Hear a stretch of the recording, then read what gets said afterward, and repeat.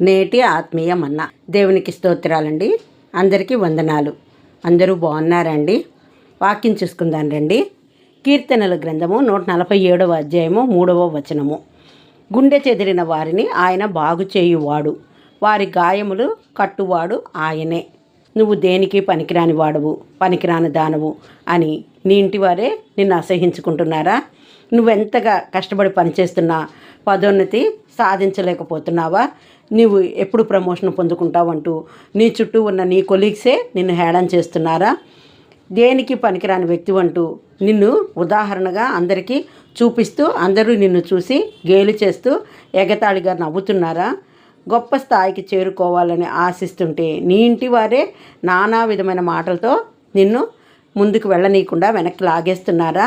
నీవు నమ్మి అమితంగా ప్రేమించిన వ్యక్తి, నీతో జీవితాంతం ఉంటాను అని చెప్పిన వ్యక్తే నిన్ను మోసం చేసి విడిచిపెట్టి వెళ్ళిపోయాడా? ఈ విధంగా అందరూ నిన్ను అవమానపరుస్తూ నిందిస్తూ సిగ్గుపరుస్తూ ఉన్నారని నీలో నీవే కుమిలిపోతున్నావా?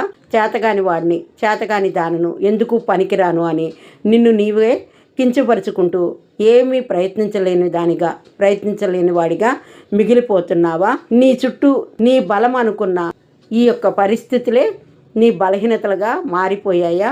అయినా కూడా నీవెక్కడా చింతించకు. నీకు జీవితాంతం తోడుంటానన్న ఈ మనుషులెవరు నీతో ఉన్నా లేకున్నా నీ దేవుడు నిన్ను విడిచిపెట్టారు. మనుషులు వదిలేసి వెళ్ళిపోతారు. నీ ఎన్నో మాటలు చెప్పి నిన్ను నమ్మించి నట్టేట ముంచినట్లు అంధకారంలో వదిలేయచ్చు. కానీ నీ దేవుడు మాత్రం నిన్నెన్నడూ విడిచిపెట్టరు. నీవు ఎలాంటి స్థితిలో ఉన్నా, ఏ పరిస్థితులు గుండా వెడుతున్నా కూడా ఆయన ఎల్లవేళలా నీతో ఉంటారు, నీ తోడుంటారు, నీ సమస్తమై ఉంటారు, నిన్ను నడిపించేవారై ఉంటారు, నిన్ను గెలిపించేవారై ఉంటారు. కాబట్టి ఈరోజు నీ స్థితి ఏదైనప్పటికీ ఇప్పుడే విరిగి నలిగిన హృదయంతో క్రీస్తు యేసు వద్దకు రా. సొమ్మసిల్లిన వారికి బలమిచ్చేవాడు ఆయనే, శక్తిహీనులకు బలాభివృద్ధి కలుగజేయవాడు కూడా ఆయనే. నీ కొరకు తన ప్రాణములను బలిగా పెట్టినవాడు, నీ పక్షమందుండి యుద్ధము చేయువాడు, నిన్ను అనేక జనముల ఎదుట సాక్షిగా నిలబెట్టగలవాడు ఆయనే అని నీవు మరువకు. ఆయన యందు ధైర్యము కలిగి నిలబడు, దేవుని యందు విశ్వాసం ఉంచు. అప్పుడు నీ స్థితిని మార్చగలిగిన వాడు, నీ యొక్క గాయములను మాన్పగలిగిన వాడు ఆ దేవాది దేవుడైన ప్రభువే. కాబట్టి లోకస్తుల వైపు చూడకు.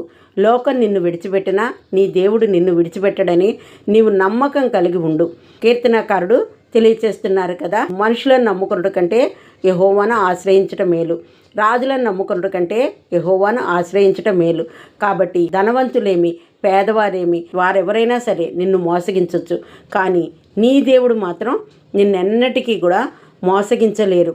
నీవు కలిగి ఉన్న పరిస్థితిని బట్టి కృంగిన దానవుగా ఉండకుండా దేవుని యందు ప్రార్థనా విన్నపముల చేత కన్నీరు విడిచినట్లయితే దేవుడు తప్పక నిన్ను ఆశీర్వదించగలవారుగా ఉంటారు, ధైర్యపరచగలవారుగా ఉంటారు. జీవితాంతం నీ తోడుండి నిన్ను నడిపిస్తారు.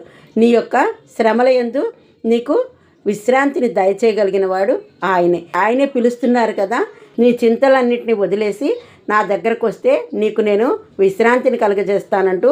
కాబట్టి నీ పరిస్థితులు ఏమైనా కూడా ఆయన మార్చగలిగిన సామర్థ్యం కలిగిన వాడని నీవు ఆయన యందు నమ్మిక కలిగి ఉండు. ఈ లోకస్తులు ఎవరు నిన్ను గేలి చేసినా, ఎవరు నిన్ను మధ్యలో అర్ధంతరంగా వదిలేసినా కూడా నీవు ఎక్కడా కృంగిపోకు.